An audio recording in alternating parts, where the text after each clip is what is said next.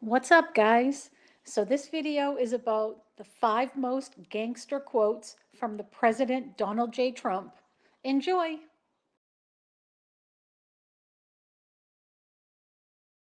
Number 1 is when President Trump said, North Korea best not.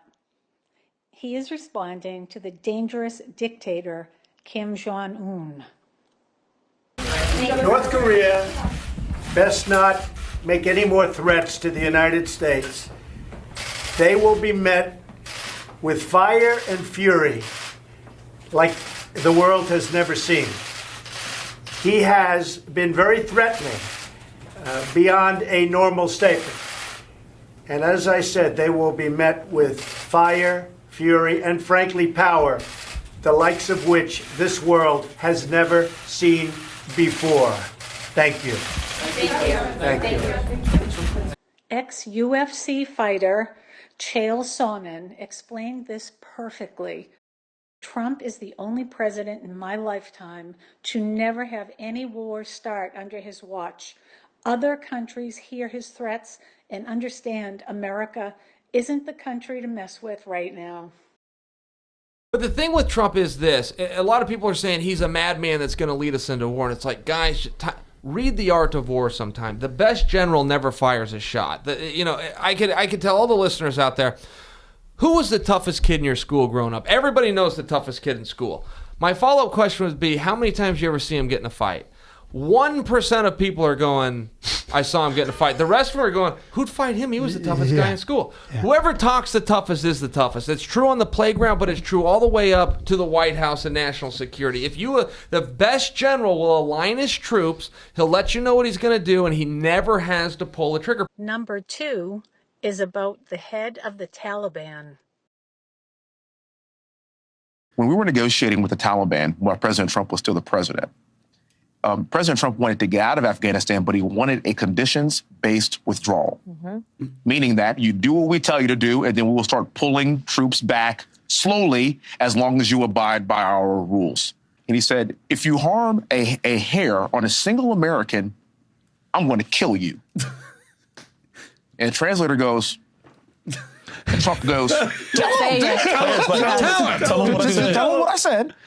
Reached in his pocket, pulled out a satellite photo of the leader of the Taliban's home and handed it to him. Shut up. Got up and walked out the room. And Abdul is the head of the Taliban. He is still the head of the Taliban. And I told Abdul, don't do it anymore. You do it anymore, you're going to have problems. And he said, why do you send me a picture of my house? I said, you're going to have to figure that out, Abdul. And for 18 months, we had nobody killed.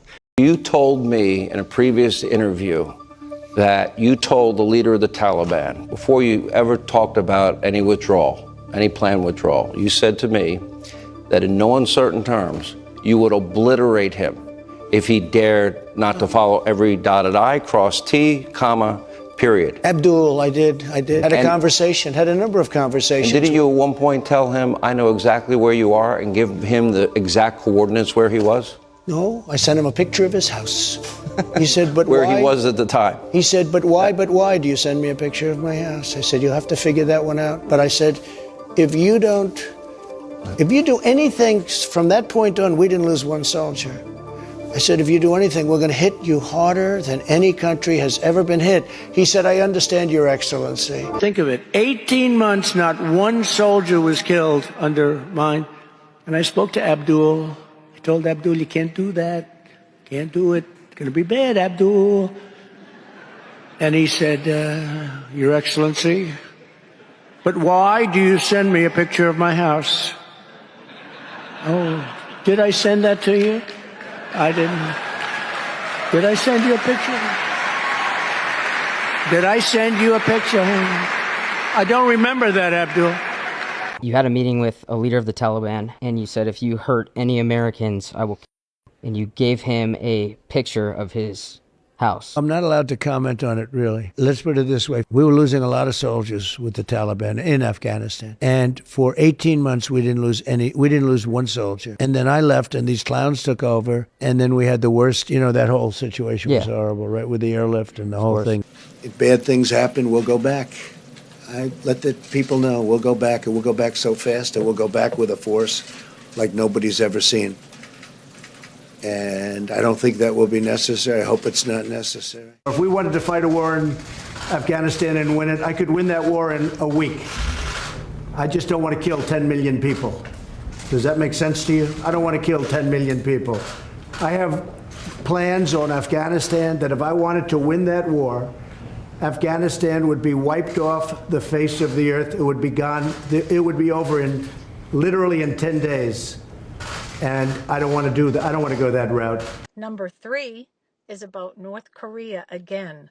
Trump makes it very clear that it is in their best interests to not try us. Test nuclear devices and develop ICBMs to threaten the United States itself. The regime has interpreted America's past restraint as weakness. This would be a fatal miscalculation.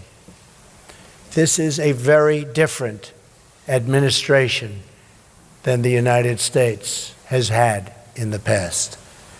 Today, I hope I speak not only for our countries, but for all civilized nations when I say to the North, do not underestimate us and do not try us. I also have come here to this peninsula to deliver a message directly to the leader of the North Korean dictatorship.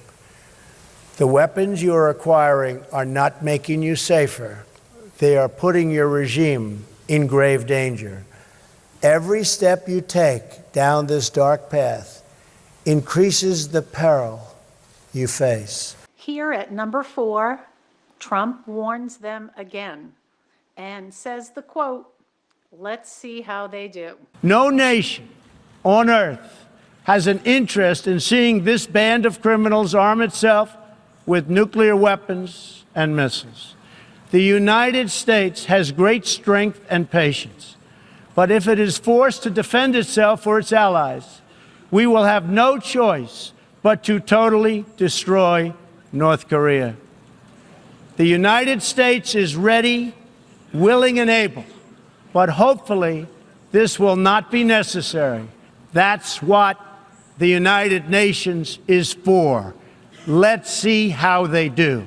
An extra quote from Donald Trump about North Korea is when he called Kim Jong-un Little Rocket Man, and also informed him that America is much more powerful. They respect each other, and no innocent lives had to be lost.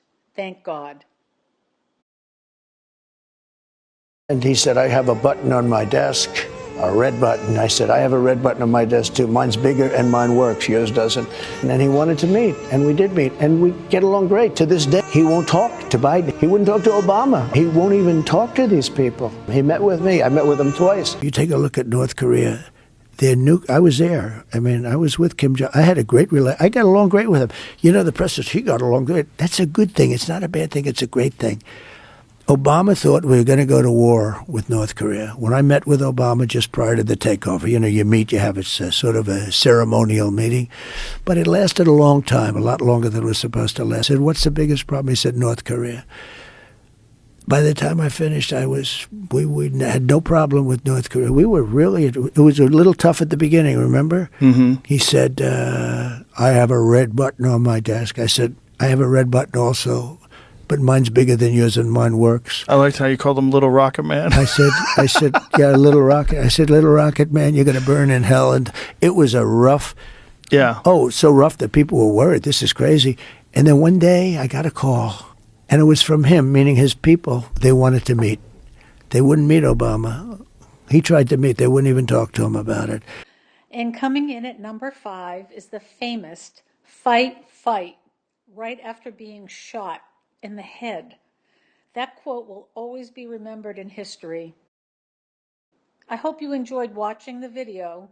If you could like and subscribe, it would really help the channel out a lot. Thanks again.